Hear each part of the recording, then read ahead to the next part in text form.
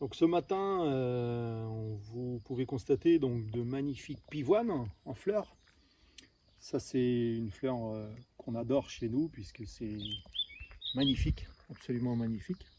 Mais ce n'est pas le sujet du jour. Le sujet du jour, on voulait vous parler des sureaux.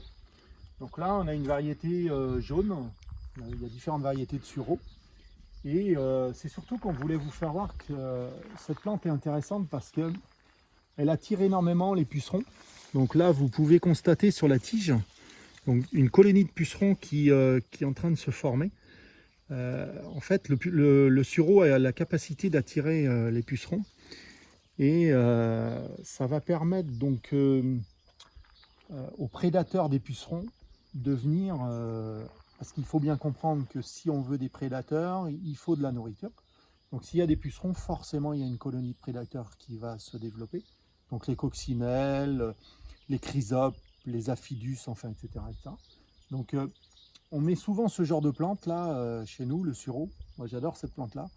D'abord c'est décoratif, mais aussi ça rend énormément de service pour justement donc créer un écosystème favorable. Donc là on a ce sureau là qui est décoratif, vous voyez, au milieu d'un massif de fleurs, tamaris, etc., etc. Et puis on a différentes variétés de sureaux, donc le sureau vert là qu'on trouve dans les haies, etc. Donc là il est taillé chez nous régulièrement là, parce que il faut qu'on puisse passer donc autour du massif. Et puis un sureau donc pourpre. Donc vous voyez, ça crée une harmonie au niveau des couleurs. Ce qu'il faut savoir, c'est que le sureau donc fleurit.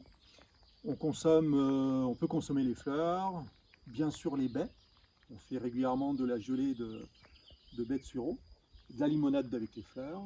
Et donc là, le fait qu'il soit taillé, donc on n'aura pas de floraison. Par contre, on a d'autres endroits donc, chez nous où on a implanté des sureaux qu'on laisse se développer justement pour récolter les fleurs et les fruits.